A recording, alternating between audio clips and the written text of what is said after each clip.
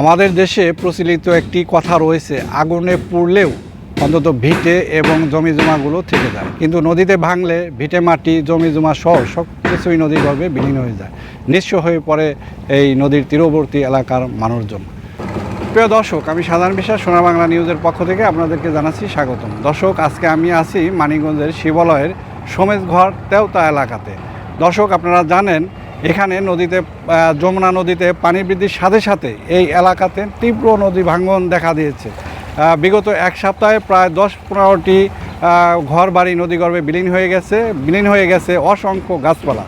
দর্শক, এখানকার লোকজন নদী ভাঙনের আতঙ্কে নির্ঘুম রাত কাটাচ্ছেন। এখানকার স্থানীয়দের সাথে কথা বলে যেটা জানতে পেরেছি, বিগত 50 বছরেও এইরকম নদী ভাঙন দেখা দেয়নি। তা জানিয়েছেন এই বছর নদী ভাঙনের কারণ হচ্ছে শস্য মৌসুমে এখানে ভেজা দিয়ে মাটি কাটার কারণেই এই নদী ভাঙনের সৃষ্টি হয়েছে।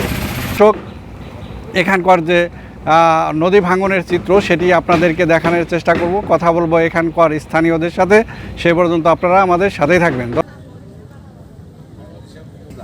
যমুনায় বাড়ছে পানি, ভাঙছে নদীর তীরবর্তী এলাকা।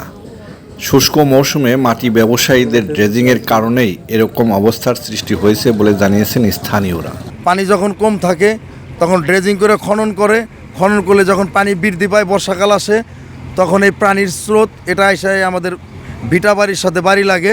এই স্রোতে বসত বাড়ি ভিটা এগুলা ভাঙিয়ে নিয়ে যাচ্ছে স্রোতে।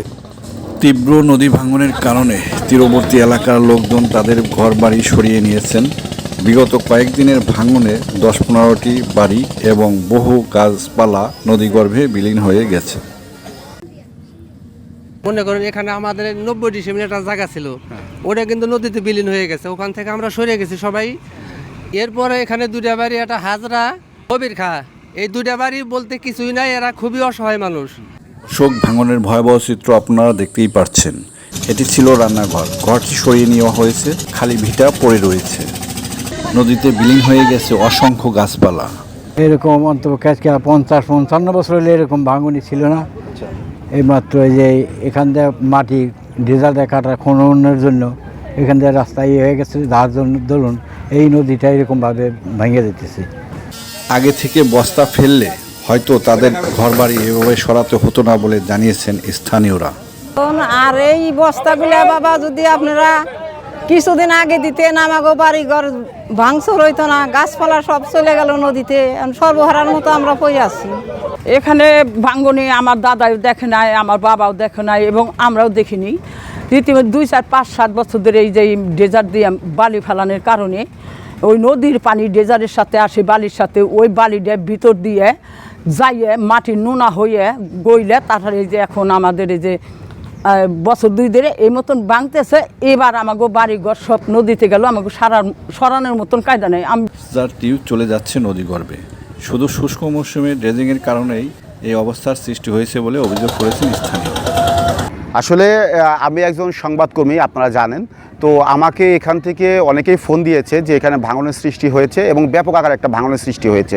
তো আমরা আসলে সাধারণ মানুষের কথা বলি, আমি সাথে সাথে এখানে আসি। আসার পর দেখতে পাই যে এখানে বেশ কিছু বাড়িঘর ইতিমধ্যেই নদীগর্ভে বিলীন হয়েছে, আরও কিছু বিলীনের পথে। তো আমি এটা দেখার পরে আমি ওনাদের আশ্বস্ত করি যে আমি যেহেতু এমপি মহোদয়ের সাথে থাকি বেশিরভাগ সময়ই, তো আমি এমপি মহোদয়কে বিষয়টা জানাবো। আমি এখান থেকে সাথে সাথে এমপি মহোদয়ের কাছে চলে যাই, তার গেউর হেলিপ্যাডে যায়, তাকে আমি দেখাই, ভিডিওগুলো দেখাই এবং তাই এই এলাকার কথাগুলো বলি যে ভাই এরকম ভাঙনের সৃষ্টি হয়েছে, এই দেখেন ভিডিও। তিনি সাথে সাথে আমাকে নির্দেশনা দেন যে 2000 বস্তা বালু তুমি ভরে ওইখানে আগে সাময়িকভাবে ভাঙন রোধ করার চেষ্টা করো, তারপরে সরকারিভাবে যে বরাদ্দটা আছে সেটা পড়বে, কিন্তু সেটা তো সময়ের ব্যাপার, এর মধ্যে হয়তো বাড়িঘর ভেঙে যেতে পারে অনেকগুলো, তো সেটা দরকার নয়, তুমি ইমার্জেন্সি আমি টাকা দিব, তুমি এটা ব্যবস্থা করো। তো পানি বৃদ্ধির কারণে এই পারে বাড়িঘর ভাঙনের সৃষ্টি হয়েছে।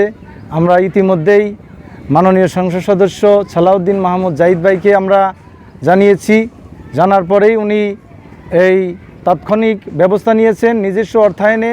তো নদীর এই পারের যে ভাঙনটা, এটা মাননীয় প্রধানমন্ত্রী জননেত্রী শেখ হাসিনার হস্তক্ষেপে এমপি আনোয়ার হক আনোয়ার ইঞ্জিনিয়ারের আমলে বেশ কিছু দূর কাজ হয়েছে। তো এখন মালুসি থেকে শিবালয় ঘাট পর্যন্ত যে নদী ভাঙন কিছু কিছু জায়গায় দেখা যাচ্ছে আর কি, তো ওইভাবে যদি বাদ দিয়ে আসা হয়, ব্লক দিয়ে আসা হয়, তাহলে ভাঙনটা পার্মানেন্টলি বন্ধ হবে।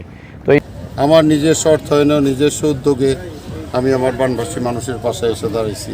আপনার লক্ষ্য করে দেখবেন আমি এ পর্যন্ত সংসদে যতবার কথা বলছি প্রত্যেকটা বারই আমার কথা কিন্তু আমার এই নদী ভাঙন, নদী শাসন, এই দুস্থ মানুষের প্রতি সহানুভূতি। আমাদের প্রিয় নেত্রী শেখ হাসিনা বঙ্গবন্ধুর কন্যা, আমাদের মাননীয় প্রধানমন্ত্রী, তা সে যেভাবে বাংলাদেশকে এগিয়ে নিয়ে যেতেছে, আমার আত্মবিশ্বাস পদ্মা সেতুর মতো আরেকটা পদ্মা সেতু যদি আমাদের এখানে ঘোষণা হয়ে যায়, আমার এই নদী ভাঙনের এই অবস্থা আর থাকবে না।